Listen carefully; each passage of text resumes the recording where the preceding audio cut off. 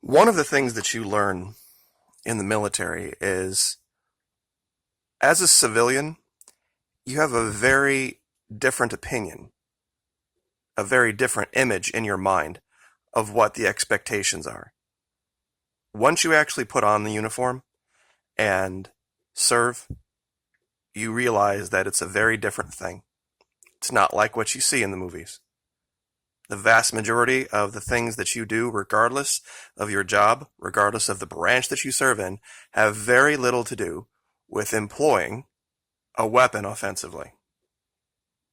You use your mind. You use your training. You use your discipline. All of those things are requirements before you're even entrusted with a weapon. This man served for 44 years with distinction in the Marine Corps. He is one of the finest to ever have served the United States. He retired recently, and he penned a letter. I'm going to read that letter for you today, because while he led for that entire 44 years, he continues to lead. And I'd like to share this with you. I know the script is small, that's why I'm going to read it. This is 20 December 2018. Dear Mr. President, I have been privileged to serve as our country's 26th Secretary of Defense, which has allowed me to serve alongside our men and women of the Department of Defense and our citizens and our ideals. I am proud of the progress that has been made over the past 2 years on some of the key goals articulated in our National Defense Strategy, putting the department on a more sound budgetary footing, improving readiness and lethality in our forces, and reforming the department's business practices for greater performance. Our troops continue to provide the capabilities needed to prevail in conflict and sustain strong U.S. global influence. One core belief I have always held is that our strength as a nation is inextricably linked to the strength of our unique and comprehensive system of alliances and partnerships. While the U.S. remains the indispensable nation in the free world, we cannot protect our interests or serve that role effectively without maintaining strong alliances and showing respect to those allies. Like you, I have said from the beginning that the armed forces of the United States should not be the policemen of the world. Instead, we must use all tools of American power to provide for the common defense, including providing effective leadership to our alliances. NATO's 29 democracies demonstrated that strength in their commitment to fighting alongside the U.S. following the 9/11 attack on America. The defeat ISIS coalition of 74 nations is further proof. Similarly, I believe we must be resolute and unambiguous in our approach to those countries whose strategic interests are increasingly in tension with ours.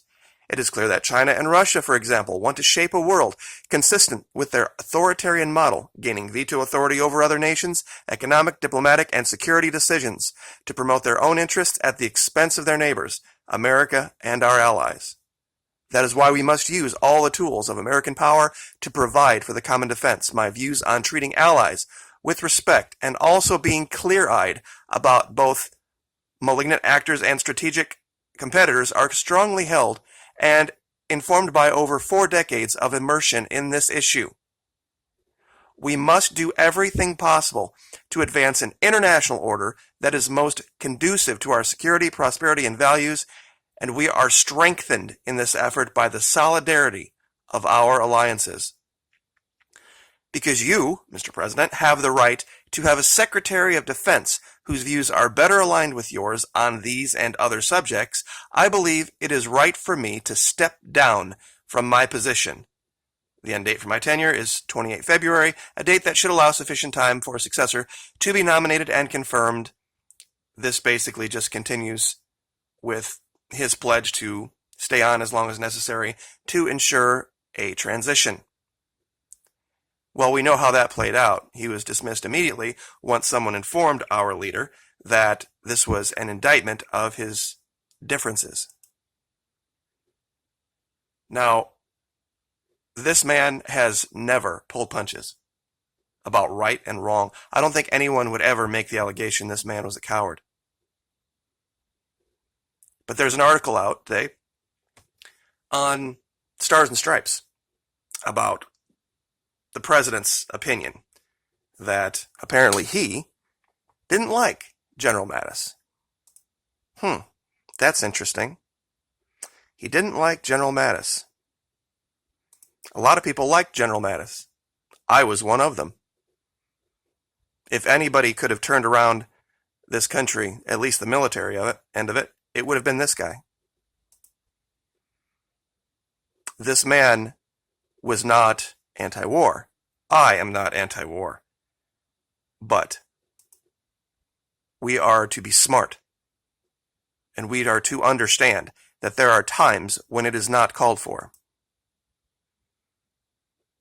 This man served with distinction. I want to do this today, to put this out, so that no one was confused about my position regarding our military. Once our soldiers, sailors, airmen, Marines are in harm's way, there will be no discussion of their mission, because they aren't going to have a choice at that point. General Mattis was privileged enough to have a choice. And if there are any soldiers, sailors, airmen, Marines, officers, commanders within the sound of my voice, you might look to this letter if you think that you might be deployed in a situation where you aren't being asked to serve the common defense, where you are being asked to give illegal orders, where the things that you're doing might end up putting you before court. There are ways to honorably say no. There are ways to facilitate the men in your unit not being put in such an untenable position as an illegal war, an ill-advised war, an invasion in South America. Our current government is siding with and standing with men who are about the most vile men I have ever encountered in my life. About a week or two ago, I put out a video stating that these alleged Venezuelan defectors were not Venezuelan defectors. They weren't even wearing the uniform of that country. And now RT has figured this out. They aren't in the Venezuelan army. They aren't in Venezuela, and they're not defectors. They were actors. But this is who our government currently is standing with. The people who support these guys. The Colombians have mobilized their Marine Corps in the Montes de Maria. Now, spitball assessment here of Venezuela. More than likely, what's going to happen is this. When the U.S. and its allies decides to begin their humanitarian efforts, more than likely the first target is going to be Maracaibo. This is what the Colombians will be used for. They're going to cut the country off, Venezuela, from this port. And of course, they'll use Aruba, Curacao, their assets there. Everything in the western part of the country will be seized. The Brazilians, overflying Guyana, will attempt to seize Porlamar and Puerto La Cruz, leaving Caracas in the middle, forcing Caracas to split its forces in the east and the west. The U.S., for its part, will more than likely come right out of Puerto Rico and come straight into Caracas, leaving the Venezuelans trying to fight on three fronts. That's more than likely going to be the goal. But one thing I will leave you with is this. This guy is going to rue the day that he ever decided to ally himself with forces doing what they're doing now. There's a story about Venezuela and its gold and how they are shipping it to the UAE. I thought I would do a little math for my audience to give you an idea of how hypocritical the United States is. Down here it talks about a certain amount of tonnage being put on a plane and flown to the UAE, but they mentioned something I don't think they meant to mention. U.S. Senator Marco Rubio sent a tweet to the UAE embassy in Washington on Thursday, warning that anybody transporting Venezuelan gold would be subject to U.S. sanctions. It does say down here, though, but the sale of large volumes of the reserves underpinning the currency is a significant escalation that countries only generally resort to in the most dire financial straits. Underpinning the currency. Really? So you need gold to underpin your currency? You need gold in your reserves to be able to issue currency? That's interesting. Huh.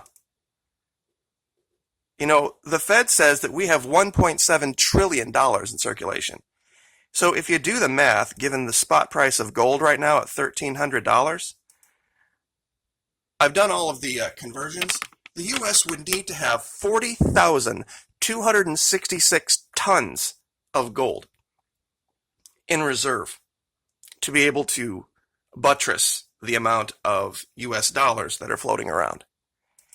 To give you an idea, that would fill most of an Olympic-sized swimming pool.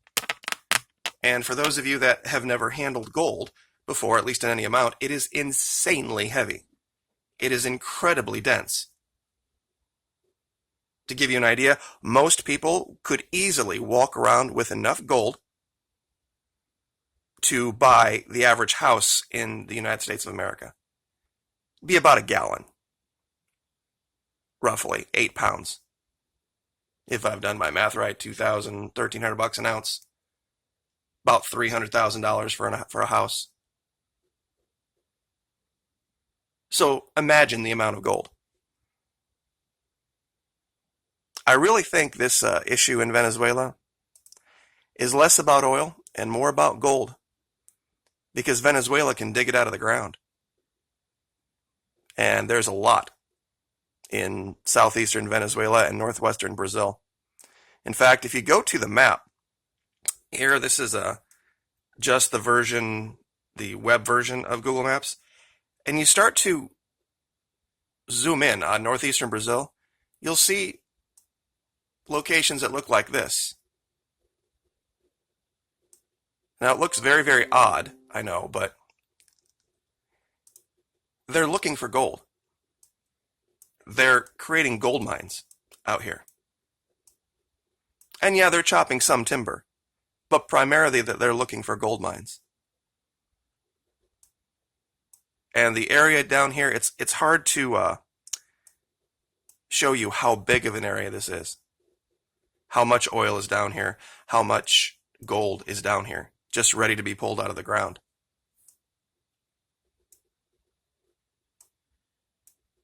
So this is where we are. The die has been cast.